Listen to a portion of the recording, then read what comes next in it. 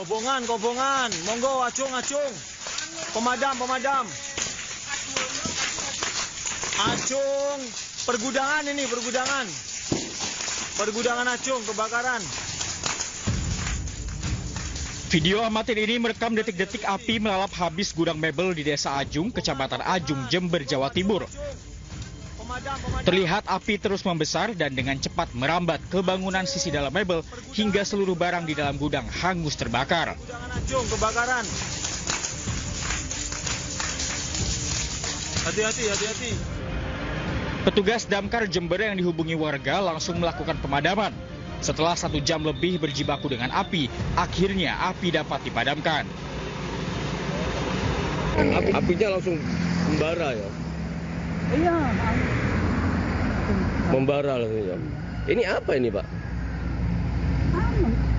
Mebel. Oh mebel ya? Kerugian akibat kebakaran ini ditaksir mencapai jutaan rupiah. Beruntung tidak ada korban jiwa dalam insiden kebakaran ini. Dari Jember, Jawa Timur, Bambang Sugiarto, iNews melaporkan. Halo, selamat siang pemirsa. Apa kabar Anda hari ini? Senang sekali saya Pram Senjaya kembali hadir menemani Anda dalam Aisyah. Selain 3 berita utama tadi, Aisyah juga akan menyuguhkan beragam informasi penting lainnya. Dan Aisyah kali ini kami awali dari Jakarta pemirsa, di mana gedung Perintis Kemerdekaan yang berada di lingkungan markas besar Badan Keamanan Laut Republik Indonesia terbakar pada pagi tadi. Sebanyak 20 unit mobil damkar dikerahkan ke lokasi.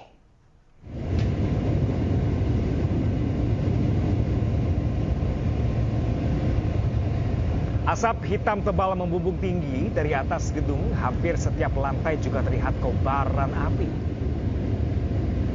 Diduga api berasal dari lantai 6 gedung.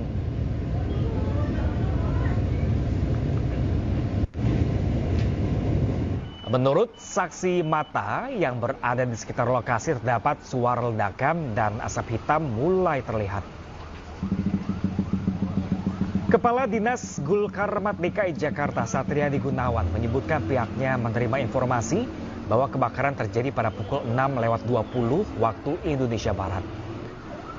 Pemadam kebakaran Provinsi DKI Jakarta mengerahkan 20 unit mobil pemadam dan 100 personil untuk memadamkan api yang membakar gedung Perintis Kemerdekaan.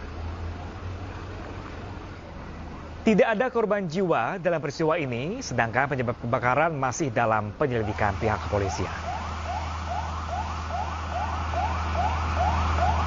Mendekat ke lokasi kebakaran, saya sempat mengambil gambar. Memang saya waktu itu juga dengar ada ledakan, beberapa kali ledakan. Terus mulai awal asap hitam mengepul itu, selanjutnya ada kobaran api yang kelihatan. Nah, dari kobaran api itu ada turun barang jatuh. Nah, pada saat jatuh itu di bawah, di lantai bawah yang kejatuhan barang itu juga langsung menyala apinya. Tapi yang di atas terus berkobar apinya. Seperti itu. Tapi ibu-ibu pada ketakutan karena ada ledakan, dia lari keluar lokasi senam di Taman Proklamasi. Saat ini juga terus dengan bersama Kabakamla untuk dokumen-dokumen penting, ya, barang-barang penting juga semua sudah diamankan, sehingga kami juga nanti selesai ini akan dilakukan pemeriksaan ulang oleh pihak dari Bakamla. Ada yang jadi korban nggak Pak? Untuk korban jiwa nihil ya, untuk korban jiwa dilaporkan nihil. Tadi juga dari piket ya, petugas piket yang ada di Bakamla ini juga melaporkan tidak ada korban jiwa. Ya pemirsa, seperti apakah suasana pasca kebakaran di gedung markas besar Badan Keamanan Laut Republik Indonesia? Berikut kita simak bersama laporan Hamzah Hasibuan dan juru kamera Muhammad Khairuddin dari gedung Bakamla RI. Pemirsa, gedung Perintis Kemerdekaan yang berada di dalam lingkungan markas besar Badan Keamanan Laut Republik Indonesia terbakar pada Minggu pagi tanggal 29 September 2024. Kebakaran terjadi pada pukul sekitar 6 waktu Indonesia Barat. Dan pada saat ini pemadam kebakaran menerjunkan sekitar 20 unit mobil pemadam kebakaran serta 100 personel yang mencoba memadamkan api sejak pagi tadi. pada pukul saya melaporkan kali ini, yaitu pukul 9:20, terlihat para pemadam kebakaran sudah melakukan pendinginan. Dari informasi yang kami himpun dan juga laporan yang diberikan oleh kepolisian, kerusakan terparah terjadi pada lantai 6 Gedung Perintis Kemerdekaan yang merupakan ruangan ataupun tempat dari Kementerian Perempuan. Kemudian informasi yang kami kumpulkan juga terdapat dari sebagian lantai 2 yang terbakar dan juga kebanyakan dari lantai 3, 4, dan 5 semuanya terbakar, dan mulai saat ini pemadam kebakaran sedang melakukan pendinginan. Terdapat di lantai 3 yaitu Yayasan Bung Karno yang juga terbakar. Namun laporan dari kepolisian bahwa tidak terdapat korban jiwa maupun korban luka-luka. Saat ini kepolisian sedang mengumpulkan informasi dan juga sedang mendalami dan melakukan penyelidikan terhadap penyebab sementara terjadinya kebakaran. Dan saat ini sekitar 16 orang pekerja bangunan yang sedang melakukan renovasi di lantai 6 sedang diperiksa oleh kepolisian untuk mendalami penyebab dari kebakaran yang terjadi di Gedung Perintis Kemerdekaan Bakamla Republik Indonesia. Dari Jakarta, Hamzah Hasibuan, Muhammad Khairuddin, iNews melaporkan. Kita beralih ke informasi lain, pemirsa. Aktor Andrew Andika ditangkap polisi atas dugaan penyalahgunaan narkoba. Andrew ditangkap bersama 5 rekannya, termasuk salah satunya seorang influencer.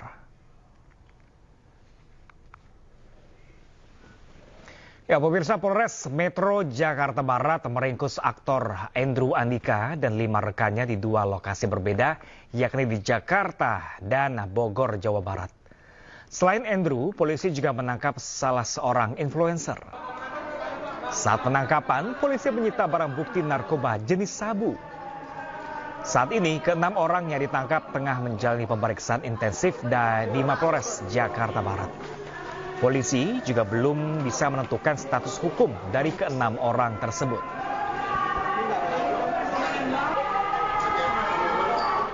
Penangkapan terhadap seorang public figure berinisial AA bersama dengan teman-temannya yang telah melakukan penyalahgunaan narkoba. Penangkapan kami lakukan di 2 tempat, yaitu di daerah Bogor dan kemudian di daerah Jakarta Selatan.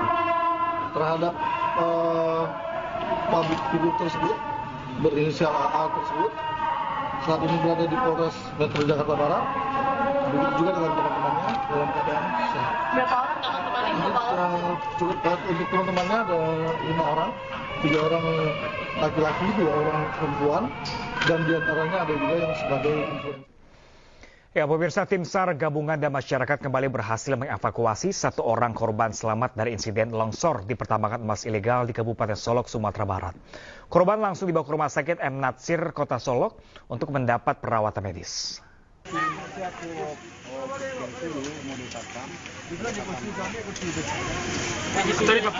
Ya, pemirsa, hingga pagi tadi tercatat ada 13 orang tewas dalam insiden ini, sementara 12 korban ditemukan selamat oleh petugas gabungan. Proses pencarian korban lainnya yang masih hilang akan dihentikan mulai pagi ini. Namun tim SAR masih mendirikan posko pengaduan di daerah Sungai Abu selama 7 hari ke depan. Saat ini korban yang masih terdata di posko masih 25 orang dengan keterangan 12 orang yang meninggal dan 12 orang yang selamat. Dan yang selamat ini masih ditangani medis di Rumah Sakit M. Natsir di Kabupaten Solok. Dan 1 orang lagi ini dilakukan evakuasi mulai tanggal 28 September 2009 dari lokasi longsor menuju ke posko. Dan pemirsa, untuk mengetahui situasi terkini mengenai bencana longsor tambang ilegal, sudah dari rekan kami Budi Sunandar langsung dari Rumah Sakit M. Natsir, Solok, Sumatera Barat. Selamat siang rekan Budi. Ya, selamat siang Pram. Rekan Budi, hingga sejauh ini berapa orang yang tengah dirawat atau dalam perawatan di Rumah Sakit M. Natsir? Ya, sejauh ini ada 3 orang yang menderita luka dan dirawat di Rumah Sakit M. Natsir, dan 2 orang yang juga mengalami luka dirawat di Rumah Sakit Arosuka Kabupaten Solok. Untuk 3 orang yang dirawat di Rumah Sakit M. Natsir ini tergolong dalam kategori luka berat. Demikian, Pram. Oke, ini ada di 2 rumah sakit yang berbeda kah rekan Budi? Ya, untuk korban luka dirawat di dua rumah sakit yang berbeda karena tergolong kategori yang berbeda. Ada yang berat dan ada yang ringan, gitu Kak. Oke, sementara itu sisanya sudah diperbolehkan untuk pulang? Ya, dari 12 orang yang terdata mengalami luka, yang 7 orang sudah dipulangkan ke rumah masing-masing. Oke, kalau Anda sempat mendapatkan informasi dari mungkin keluarga korban ketika itu, para korban yang mengalami luka berat ini sedang melakukan apa dan aktivitas apa yang dilakukan hingga akhirnya longsor itu terjadi seperti apa, rekan Budi? Ya, kemarin saya sempat mewawancarai salah satu pekerja tambang yang menjadi korban longsor dan mengalami luka di Rumah Sakit Arusuta, yang sekarang dirawat di Rumah Sakit Arusuta Kabupaten Solok. Namanya Rizky. Dia menceritakan bahwa saat kejadian dia berada di dalam lubang tambang dan terdengar suara gemuruh. Ketika itu karena ada cuaca lagi hujan. Dan tiba-tiba tebing dari lubang tambang itu roboh yang diperkirakan setinggi 7 meter. Oke, baik rekan Budi. Diinformasikan tim SAR pagi ini sudah menutup untuk pencarian evakuasi. Apakah artinya sudah tidak ada tanda-tanda kehidupan atau pekerja yang tertimbun dalam longsoran? Dapat dipastikan seperti itu? Ya, untuk informasi terbaru yang saya terima, tim SAR sudah mengevakuasi korban terakhir atas nama Sugeng dalam kondisi meninggal dunia. Untuk korban sudah dibawa ke posko induk di Sungai Abu, Kecamatan Hiliran Gumanti, Kabupaten Solok.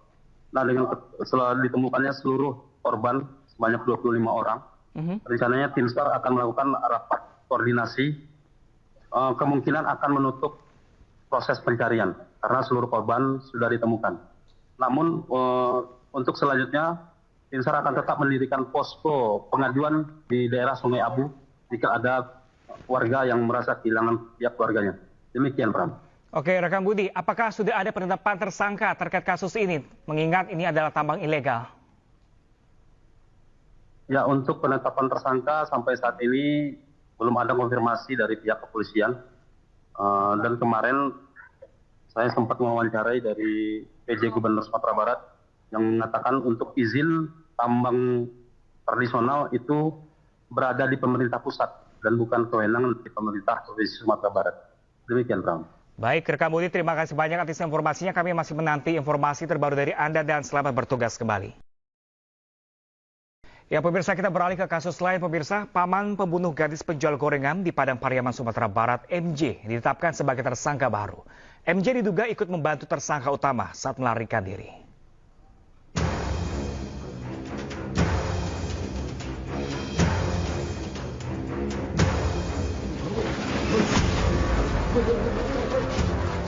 Polisi menetapkan MJ, paman dari tersangka utama Indra Septriawan, dalam kasus pemerkosaan dan pembunuhan gadis penjual gorengan di Padang Pariaman, Sumatera Barat. MJ diduga ikut membantu Indra Septriawan saat melarikan diri. Indra bersembunyi di rumah kosong selama 11 hari usai memerkosa dan membunuh NKS, seorang gadis penjual gorengan berusia 18 tahun. MJ yang membantu menyembunyikan tersangka utama dijerat pasal 221 KUHP tentang perintangan penyidikan. Yang kami cari, saya ulangi, yang kami cari adalah tersangka ini, tersangka MJ. Dan dia menyatakan bahwasannya kami memang mengetahui selang beberapa jam MJ ini menghampiri atau mencari tersangka IS di tempat kerjanya dengan memberitahu atau mengabarkan, kamu cepat pergi apabila ada rezeki karena lagi dicari.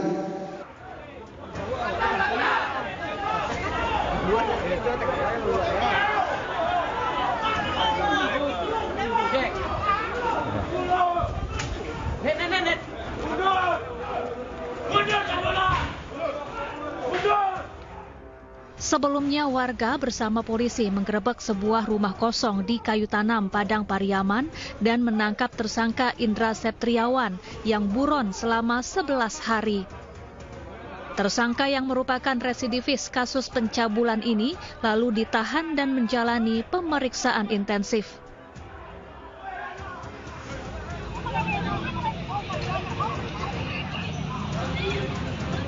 Bahkan warga yang geram dengan perbuatan tersangka berbondong-bondong datang ke Mapolres Padang Pariaman untuk melihat tersangka dari dekat.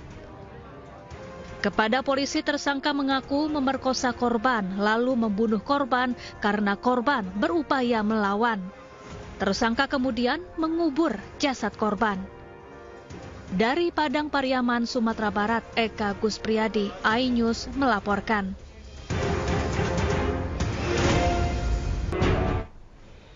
Dan pemirsa, untuk mengetahui lebih dalam terkait kekerasan anak berkebutuhan khusus oleh ayahnya di Surabaya, Jawa Timur, pemirsa sudah bergabung bersama kami, Ibu korban, kita sebut saja Ibu Ceka.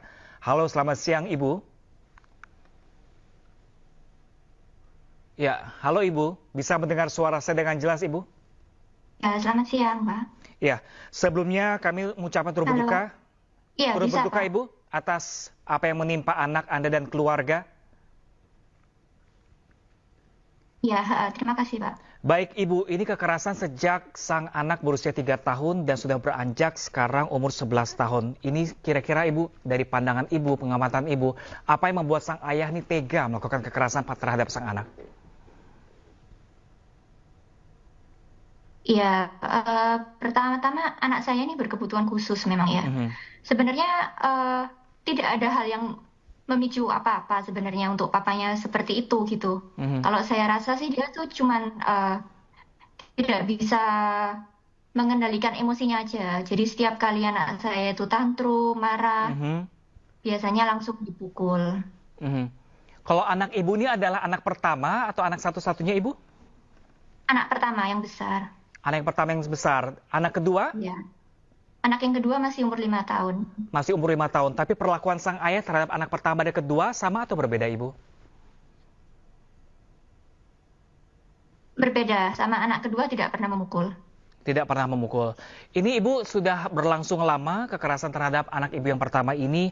Apa yang akhirnya membuat Ibu melaporkan sang suami Ibu? Iya, karena waktu dulu waktu anak saya masih kecil, itu kekerasannya tidak terlalu parah ya Pak ya. Bisa dibilang jarang-jarang, semakin parah dan terjadi setiap hari. Dan aksi pemukulannya juga semakin ekstrim menurut saya. Jadi itu kalau dibilang untuk mendidik itu saya rasa itu tidak benar gitu. Kalau dari Ibu atau pihak keluarga mungkin sempat menegur sang ayah ketika itu? Iya, saya setiap hari menegur dia sebenarnya.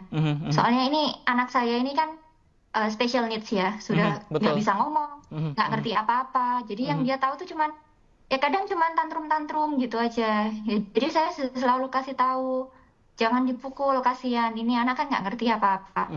Tetap aja seperti itu. Responnya ketika itu sang ayah seperti apa Ibu ketika Ibu menegur atau anggota keluarga lain menegur sang ayah, perlakuan sang ayah terhadap sang anak yang pertama? Iya, jawabannya selalu karena ini anak harus dididik. Jawabannya selalu seperti itu. Ibu, ini kan akhirnya... Tapi dididik kan bukan dengan cara memukul seperti itu juga. Benar-benar. Ini kan akhirnya masuk dalam kasus pidana Ibu. Nah Ibu gimana saat ini hubungan dengan sang suami? Sejak penangkapan itu sampai sekarang saya nggak ada komunikasi masih. Oke, artinya sudah pernah dibicarakan baik-baik, cuman sang suami ini menolak untuk selalu berbuat kasar Ibu ya terhadap sang anak Ibu ya? Iya. Oke, baik. Ibu, saat ini kondisi anak Ibu seperti apa? Anak saya baik-baik aja, sehat-sehat, nggak apa-apa. Oke Ibu, ini kan mungkin butuh kesabaran besar Ibu ya untuk menghadapi anak-anak berkebutuhan khusus. Kalau boleh tahu Ibu, mohon maaf sebelumnya ini tingkatan diagnosis yang didapat anak Ibu tingkat berapa Ibu untuk berkebutuhan khususnya? Maksudnya tingkat berapa itu gimana Pak? Mungkin ada tingkatan khusus nggak Bu untuk anak autisme atau berkebutuhan khusus? Oh, nggak ada tingkat apa-apa ya Pak. Soalnya tidak ada ini, ya?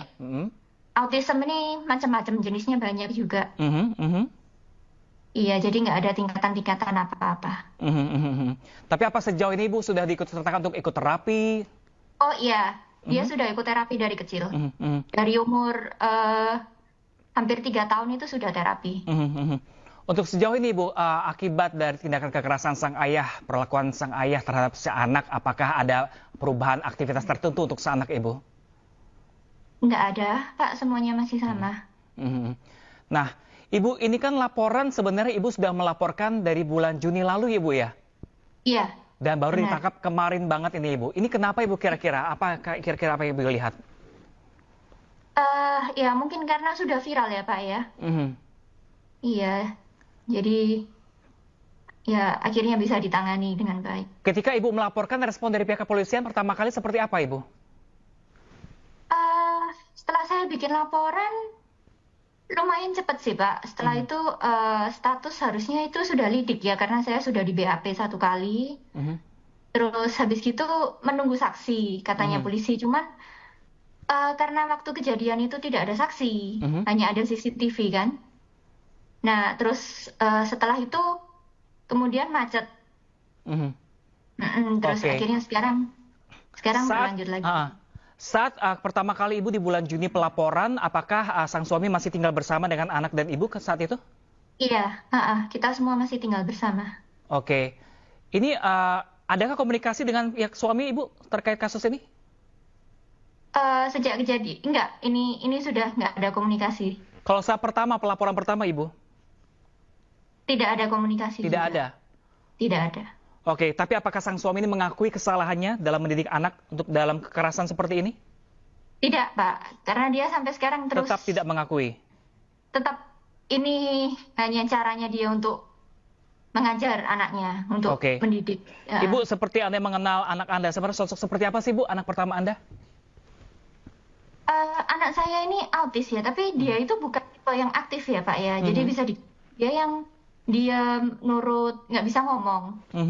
Kan bukan yang hyperaktif lari ke sana kemari gitu, enggak. Cuman sejak dia agak lebih gede ini lebih sering tantrum memang. Mungkin tantrumnya itu yang memancing papanya untuk... Oke, mungkin terakhir Ibu CK ini mungkin imbauan untuk keluarga lainnya yang memungkinkan punya anggota atau anak yang juga serupa dengan Ibu membutuhkan kebutuhan khusus. Apa imbauan Ibu untuk para orang tua di luar sana?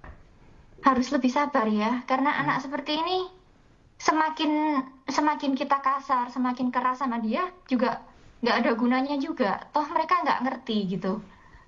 Jadi apa yang dia lakukan itu sebenarnya bukan keinginan dari badannya atau dirinya sendiri. Jadi dia itu kayak apa ya, bisa dibilang apa yang kita pikir, apa yang kita rasa itu nggak sama gitu sama anak-anak yang seperti ini gitu. Jadi ya jangan sampai terjadi kekerasan lah seperti ini. Oke, baik, kekerasan tidak dibenarkan apapun ya Bu ya. Baik, terima kasih banyak Ibu CK. Semoga kejadian tidak terulang kembali di keluarga-keluarga lainnya. Terima kasih banyak Ibu CK. Salam sehat selalu. Ya pemirsa, polisi menyelidiki aksi sekelompok orang bermasker yang bertindak anarkis di acara silaturahmi yang digelar Forum Tanah Air di Hotel Grand Kemang, Jakarta. Selengkapnya sesaat lagi, tetaplah bersama kami.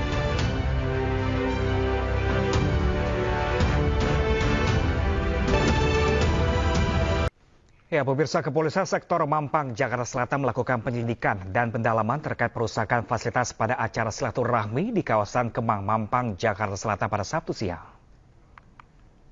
Polisi kemana nih, Bu?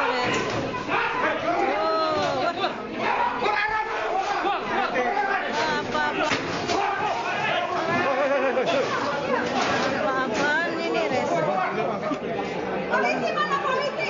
Polisi! Polisi yang biar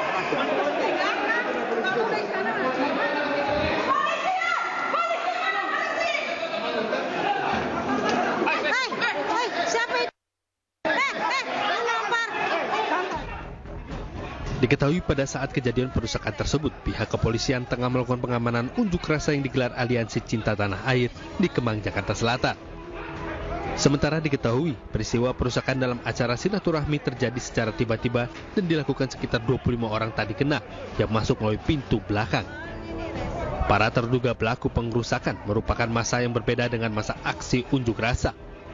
Kami melaksanakan pengarahan atau ambon pati-pati kepada anggota pukul 8, terus selanjutnya pukul 9 aliansi Cinta Tanah Air ini datang, terus kemudian melakukan orasi di gerbang pintu Grand Kemal bagian depan. Ya, terus kemudian di saat kami fokus pengamanan kegiatan UNRAS di depan, tiba-tiba kami mendapatkan informasi bahwa ada sekelompok orang yang tidak dikenal masuk lewat gerbang pintu belakang. Atas adanya informasi tersebut, kemudian kami langsung lari ke belakang untuk mengecek dan mengamankan lokasi yang di belakang. Jadi gini, kalau massa yang melakukan pengerusakan itu masuk, kami tidak tahu, karena memang kegiatan di dalam apa kami juga tidak tahu, karena tidak ada pemberitahuan ke Polsek ataupun ke Polres terkait dengan kegiatan. Pada hari ini kami lebih fokus pada pengamanan kegiatan unjuk rasa yang dilakukan oleh Aliansi Cinta Tanah Air yang ada di Grand Kemang gerbang depan. Alhamdulillah untuk kegiatan daripada unjuk rasa dari Aliansi Cinta Tanah Air ini nggak ada kendala, nggak ada masalah. Jadi berjalan dengan baik. Berarti itu orang yang berbeda ya? Orang yang berbeda dari kelompok yang melakukan UNRAS di depan. Dan melakukan pengerusakan. Ya, betul. Ini polisi kemana nih, Bu?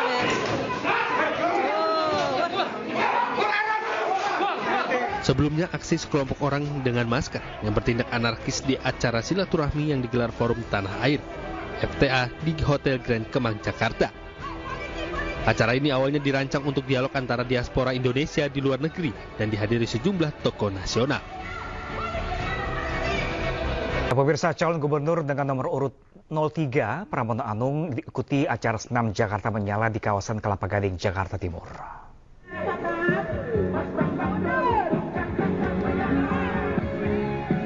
Pramono mengaku bahwa kegiatan olahraga ini ia rutin lakukan setiap Sabtu dan Minggu untuk menerapkan pola hidup sehat.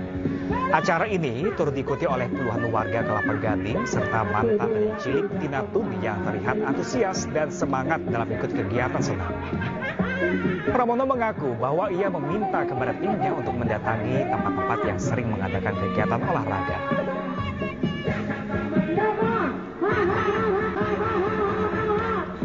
Ya, karena untuk MRT dan LRT kan anggarannya berdua, termasuk untuk KRL. Tetapi untuk busway kan memang 14 koridor itu sepenuhnya oleh pemerintah provinsi. Jadi untuk itu harus duduk dan kerjasama.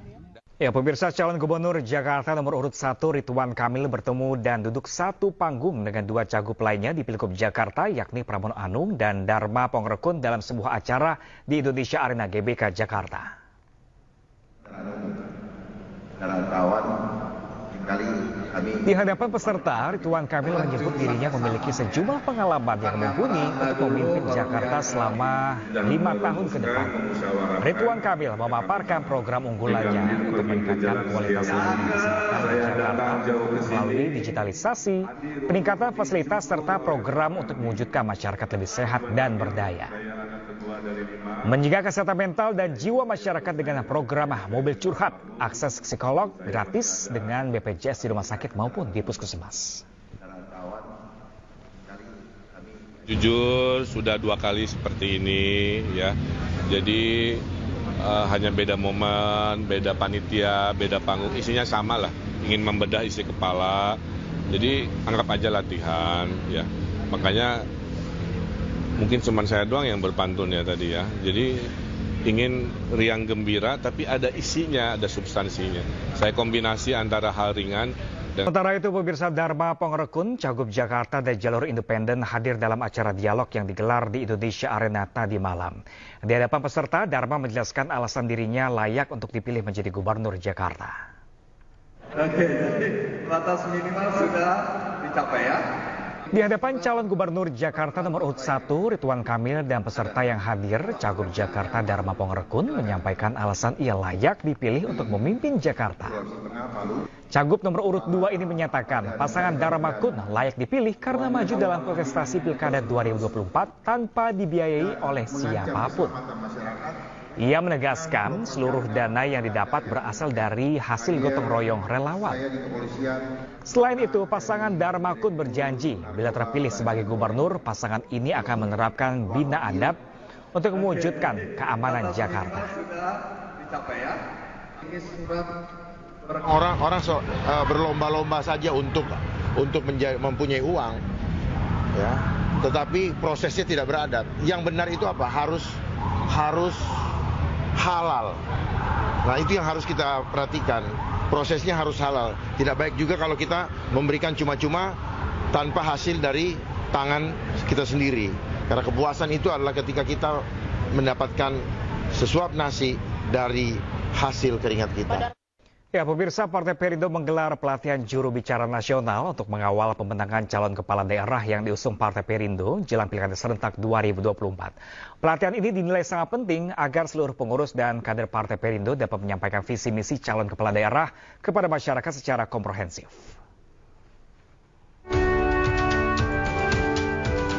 Wakil Ketua Umum DPP Partai Perindo, Ferry Kurnia Rizkiansyah, membuka pelatihan juru bicara nasional di kantor DPP Partai Perindo, Menteng, Jakarta Pusat. Menghadirkan Ketua DPP Partai Perindo Bidang Hukum dan HAM, Tama S. Langkun sebagai pemateri, pelatihan juru bicara nasional ini untuk mempersiapkan kader-kader terbaik Partai Perindo dalam mengawal pemenangan calon kepala daerah. Kami dari DPP Partai Perindo ingin mempersiapkan teman-teman jubir, teman-teman tim media untuk mengawal itu. Maka kemudian garis-garis perjuangan partai juga harus kita sampaikan, teknis bagaimana menyiapkan press release, kemudian agenda kampanye dan lain sebagainya tentu harus kita diskusikan, kita diseminasikan dengan rekan-rekan semua. Di Pilkada serentak 2024, sebanyak 59 kader terbaik partai yang dipimpin Ketua Umum Engela Tanusudibyo ini mengikuti kontestasi pilkada baik tingkat provinsi maupun kabupaten kota, sehingga perlu disiapkan juru bicara yang tangguh untuk menyampaikan visi misi para calon kepala daerah kepada masyarakat secara komprehensif. Tim Liputan iNews melaporkan. Sebuah organisasi yang menamakan dirinya Pasukan Bawah Tanah atau PASBATA atau relawan Jokowi mengadukan pengamat telematika Roy Suryo ke Baris Polri pada Jumat sore. Aduan ini dilayangkan karena Roy Suryo sempat sebut akun Fufu Fafa 99% milik Wakil Presiden terpilih Gibran Rakabuming Raka. Organisasi yang menamakan dirinya Pasukan Bawah Tanah atau PASBATA atau relawan Jokowi mendatangi gedung Bareskrim Polri untuk mengadukan politisi senior Roy Suryo. Relawan ini mengklaim membawa serta sejumlah bukti berupa rekaman podcast. Aduan ini dilayangkan karena Roy Suryo sempat menyebut akun Fufu Fafa 99% milik anak Presiden Jokowi. Relawan ini pun menuntut Roy Suryo untuk melampirkan bukti omongannya dalam waktu 1 kali 24 jam. Saya minta dia untuk bisa membuktikan 1 kali 24 jam bukti-bukti apa yang bisa dia sampaikan sehingga dia bisa menyampaikan hal tersebut. Karena ini membuat kita resah, gelisah. Dalam waktu pergantian presiden dan presiden baru, kita sebagai anak bangsa sangat risau. Sementara itu saat dikonfirmasi, Roy Suryo menanggapi santai pengaduan ini. Dirinya malah menganggap aduan ini lucu dan belum perlu bersikap apapun. Kalau kemudian katanya menimbulkan keonaran ya, siapa yang bikin onar ya? Justru kita-kita ini dengan netizen plus 62 yang mengungkap rahasia besar. Dia dulu kelakuannya yang suka hate speech, yang kemudian suka akses pornografi, menghina wanita, melecehkan itu yang harusnya tidak layak untuk kemudian menjadi salah satu pemimpin negeri ini gitu. Tapi oke lah, saya kemarin juga ketika di Jakarta masih senyum-senyum saja ya, lihat apa sih yang mau dilaporkan, karena sampai dengan keluar dari gedung Bareskrim ya, ketika ditanya teman-teman media pun nggak bisa menunjukkan bukti penerimaan atau laporan pengaduannya itu seperti apa. Kan lucu gitu, hanya omon-omon saja. Sebelumnya akun Fufu Fafa ramai disorot di media sosial X setelah ada pihak yang membagikan sejumlah unggahan akun Kaskus Fufu Fafa yang kerap berkomentar negatif. Dari Jakarta, Rizky Falufi, iNews melaporkan. Pemirsa, untuk mengetahui informasi selengkapnya, kita bergabung dengan Kabag Humas Bakamla RI, Kolonel Gugun Saiful Rahman di lokasi kebakaran. Ya, selamat siang Pak Gugun. Siang Pak. Selamat siang Mbak Ulia dan pemirsa. Baik Pak, apa Pak penyebab kebakaran ini? Mungkin Mbak bisa. Ulia dan pemirsa. Ya baik Pak. Pak Gugun mungkin bisa diinformasikan kepada kami apa penyebab dari kebakaran ini dan bagaimana sekarang situasi di sana. Assalamualaikum warahmatullahi wabarakatuh. Salam sejahtera bagi semua. Shalom, Om Swastiastu, Namo Buddhaya, salam kebajikan.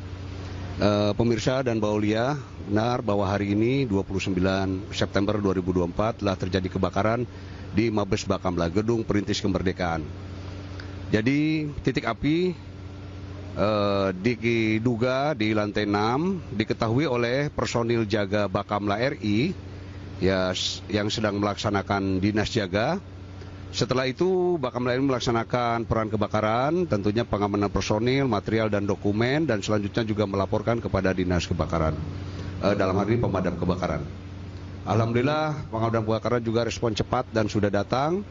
Sampai saat ini masih proses pemadaman dan kita semua masih belum diperbolehkan masuk.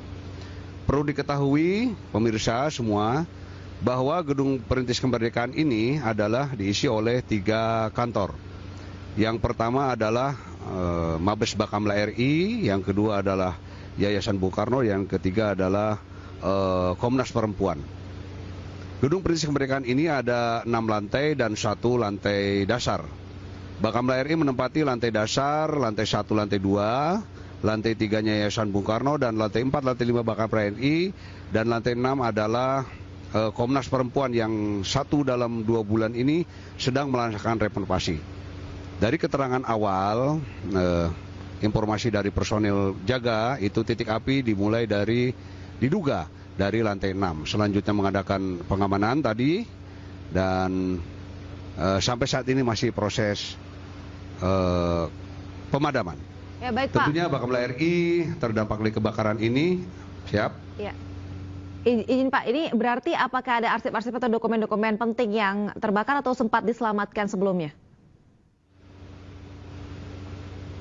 Alhamdulillah sebagian masih bisa diselamatkan karena proses api terlalu cepat yang membahayakan personel, sehingga kita maksimalkan dokumen dan material yang bisa kita amankan. Baik Pak, bagaimana dengan korban jiwa atau korban luka? Apakah ada Pak hingga saat ini? Alhamdulillah pemirsa dan Mbak Ulia, sampai saat ini tidak ada, insya Allah ya. Karena sudah dideteksi oleh personel jaga di Markas Besar Bakamla, titik api mulai dari awal terjadi ada titik api. Oh baik Pak, lalu kecurigaannya muncul di lantai 6 pertama kali ini, penyebabnya kira-kira karena apa Pak? Penyebab saat ini personil yang jaga dari Bakamla RI, termasuk juga pekerja yang melaksanakan renovasi di lantai 6, semuanya kita serahkan ke kepolisian dan saat ini sedang dibawa ke Polres, proses pemeriksaan di Polres Jakarta Pusat, Mbak Ulia. Pak, ada kesulitan tidak Pak dalam proses pemadaman api hingga saat ini? Saat ini kita masih belum bisa masuk, yang pertama. Yang kedua, tentunya kita harus segera melaksanakan konsolidasi sebagai fungsi Bakamla, yaitu melaksanakan keamanan dan keselamatan di laut, tentu sebagai pelayanan publik. Kita akan konsolidasi atas perintah pimpinan karena semua personel Bakamla hari ini masuk kantor, Pak. Baik Pak, pertanyaan terakhir Pak, ini setelah proses pemadaman berhasil dilakukan, ini apa Pak proses selanjutnya yang akan dilakukan? Proses selanjutnya yang pertama tadi, setelah kita mengamankan personil, material dan dokumen, ya, kita juga tentunya menginventarisir berapa kerugian tentunya Dan yang ketiga, kita juga harus segera mungkin mengetahui penyebab awal apa yang menjadi akibat kebakaran yang saat ini terjadi di Mabes Bakamla RI. Baik, terima kasih Kolonel Gugun Saiful Rahman melaporkan langsung. Semoga api cepat dipadamkan. Terima kasih banyak sudah bergabung bersama kami di Ayu Siang. Ya, pemirsa, Anda kembali di Ayu Siang. Menteri Luar Negeri Indonesia Retno Marsudi memberikan pidato di sidang Majelis Umum Perserikatan Bangsa-Bangsa. Dalam pembukaannya, Menlu Retno menegaskan PM Israel Benjamin Netanyahu tidak menginginkan perdamaian di Timur Tengah. Bismillahirrahmanirrahim. Dengan tegas, Retno Marsudi mengatakan bahwa Indonesia tidak akan tinggal diam melihat ketidakadilan yang terus dilakukan terhadap rakyat Palestina. Indonesia akan selalu berdiri bersama rakyat Palestina untuk meraih kemerdekaannya. Retno menambahkan saat Perdana Menteri Israel Benjamin Netanyahu hadir di sidang Majelis Umum PBB, Israel sedang melancarkan serangan besar-besaran yang belum pernah terjadi sebelumnya di Beirut. Menurutnya hal tersebut sebagai penanda bahwa Netanyahu tidak menginginkan adanya perdamaian di Timur Tengah, khususnya di Palestina. Indonesia cannot, I repeat, cannot sit back and relax, seeing the injustice that continues to be committed against the people of Palestine. Indonesia is and will always stand with the people of Palestine to attain their right to have an independent state of Palestine. As I speak now, more than 41,000 people in Gaza have been killed. Situation in West Bank, Lebanon are deteriorating. Is that not enough? Is that not enough?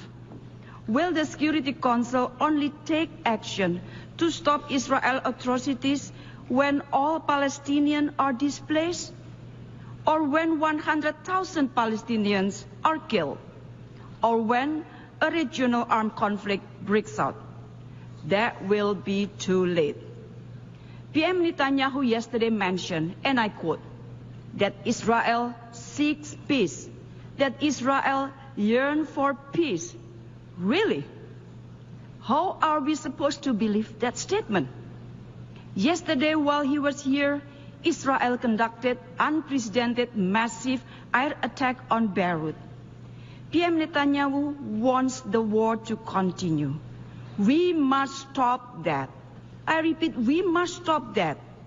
We must pressure Israel to come back to a political solution for two-state solution. Anda kembali di Ayu Siang, pemirsa. Wakil Ketua Dewan Pembina Gerindra Hasim Joyo Hadikusumo menyebut akan membentuk kementerian baru di kepemimpinan Presiden terpilih Prabowo usai dilantik Oktober mendatang. Dan kementerian tersebut adalah Kementerian Perumahan yang bertujuan untuk memenuhi target pembangunan rumah bagi jutaan masyarakat.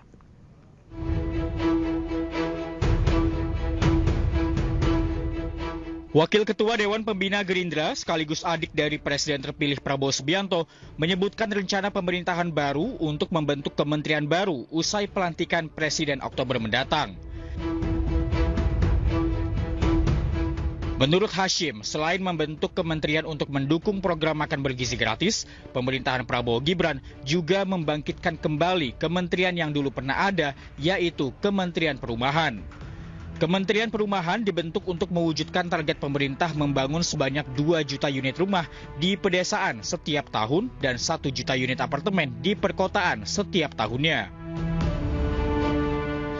Program besar ini 2 juta unit rumah di pedesaan setiap tahun dan 1 juta unit apartemen di perkotaan setiap tahun. Dan orang banyak yang skeptis, ragu-ragu, apa kita mampu dan sebagainya. Saya bisa katakan dalam hal ini kita mampu, dana akan ada. Presiden terpilih Prabowo Subianto dikabarkan akan menambah jumlah kementerian dalam kabinet pemerintahannya, yakni sebanyak 44 kementerian. Bila seluruh kementerian resmi dibentuk dan disahkan, maka penambahan ini akan menjadikan Indonesia sebagai salah satu negara dengan jumlah kementerian terbanyak di dunia setelah negara India yang mencatat 53 kementerian dalam negara tersebut. Tim Liputan, iNews melaporkan.